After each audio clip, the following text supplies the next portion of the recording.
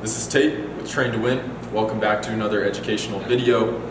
This is going to be an add-on to our series of introduction to programming or basics of programming itself. In the last video we discussed supercompensation and a lot of the principles behind that and achieving supercompensation.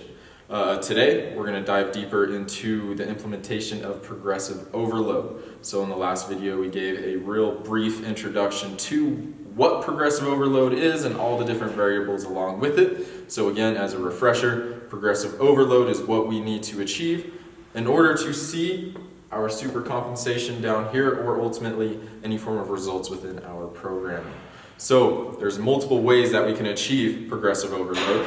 A real basic definition of progressive overload is doing more than we did the week prior or the day prior, overall just doing more workload overall. The different ways we can do so can be broken down into 4 different variables. So 1, we have our volume, the total workload in which we are doing within the gym, the total workload we are completed. This isn't necessarily the total workload we have written out for the day, it is the total workload we have ultimately completed. Frequency, how often we perform a specific series of movements or how often we perform a specific movement itself.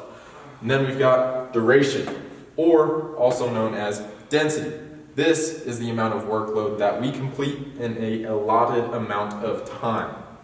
And then lastly, we have intensity. This typically is about how hard or how heavy we are going with our movements. So this could be known as the percentage of max in which we are working at, or it could also be known as our RPE, also known as rating of perceived exertion, how difficult the movement is itself. So in order to understand how to implement progressive overload or how to implement these different variables here, we must understand what type of stimulus we are looking to achieve or how to program the type of stimulus we are looking to achieve. So again, to reiterate, this is a real generalized way of explaining it.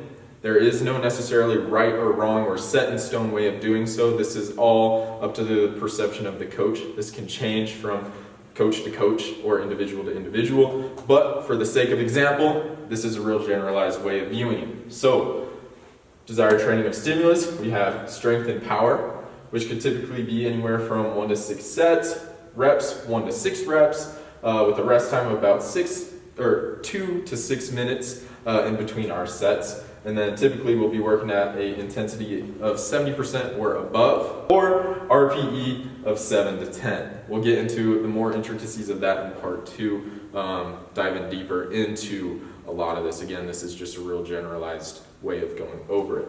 We've got hypertrophy, typically sets from 3 to 5 reps, anywhere from 6 to 15 reps. Rest time is a lot shorter when it comes to comparing our strength and power. Typically will be about 45 seconds up to 2 minutes.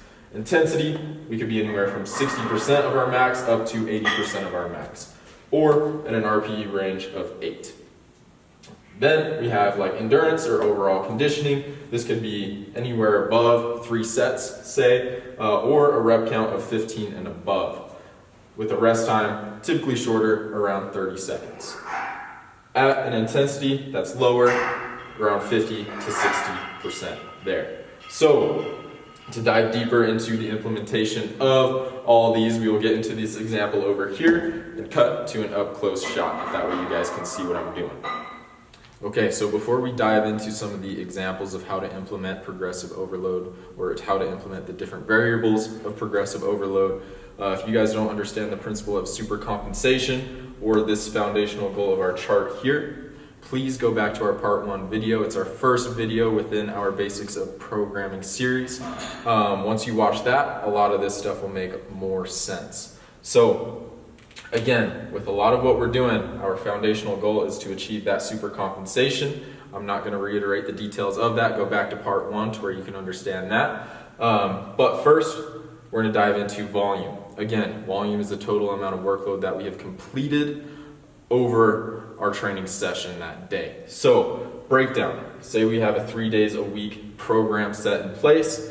Within our day 1, 3, and 6, we perform 3 different movements. M1 is movement 1, M2 is movement 2, M3 is movement 3, and so on with our other examples there. So, for the sake of our example, say for our movement 1, we performed a series of 3 sets of 10. Movement 2, 3 sets of 10. Movement 3, 3 sets of 10 as well. So to calculate our total volume or our total workload, what we have to do is take our 3 rounds of 10 and multiply it. That gives us 30 on all 3 of our movements. That's 30 total repetitions completed per movement, or 90 total repetitions over our entire training day. So now we need to calculate the ultimate volume. We know the total amount of work that we've done. We need to understand the total workload that we've done. So for the sake of example, say that we have performed all of these movements with the weight of 100 pounds, just to keep it simple math.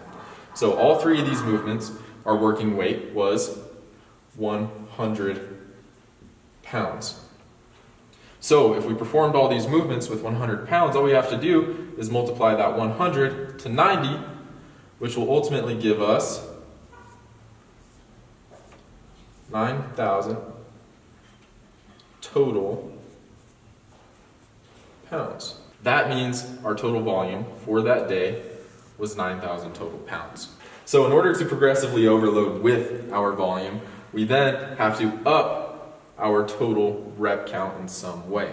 So in order to achieve progressive overload with that volume, say we come in here and on movement 1, instead of doing 3 rounds, we add 1 set. If we add 1 set, that gives us plus 10 repetitions, or ultimately ups our rep count, total rep count, up 10, which gives us 100 total reps for that day, which then ups our volume from 9,000 pounds all the way up to 10,000 pounds. So say week 1, we do our 3 sets of 10 on everything, and then week 2, we do 4 sets of 10 on that one movement, progressively overload with 10 more reps. We ultimately get 1,000 extra pounds of volume. Then we can achieve that super compensation. That is how we would ultimately implement our volume in a real generalized way. Now we're going to cut over to frequency and how we can implement that within our programming. So now that we've dove into volume and how to achieve progressive overload with our volume, there's another way of achieving progressive overload, which is through our frequency. So again, as a refresher, frequency is the amount of workload that we have programmed out for like a given week or a given day. So in order to achieve progressive overload with our frequency, we can up the amount of training days or up the amount of times we do a certain series of exercises. So a good way to overall illustrate that, say, again, day 1, back to our example here, we have 3 different movements that we do. Doesn't matter what movements these are. For the sake of example, we have 3 different movements that we perform 3 days a week, 4 days off. So say we want to get stronger with our rep count of 3 sets of 10, or we want to overall focus more on our hypertrophy or our stimulus that we had went over earlier in the video. We then just have to implement this more often. So one way that we can up our overall frequency is by throwing in an extra training day. So instead of doing 3 days a week, say we come in here and do 1 more day where we come in 4 days a week, and we take away our day 5, and now have this is a day where we have 3 movement patterns, say, more than we did within our last training cycle. So this could be within, say, a microcycle of 3 weeks. We did 3 weeks here, 3 days a week, and then we've got another 3 weeks where we do 4 days a week. We can progressively overload there. Or say we start week 1, 3 days a week, week 2, 4 days a week, week 3, 5 days a week. We can progressively overload in that way there.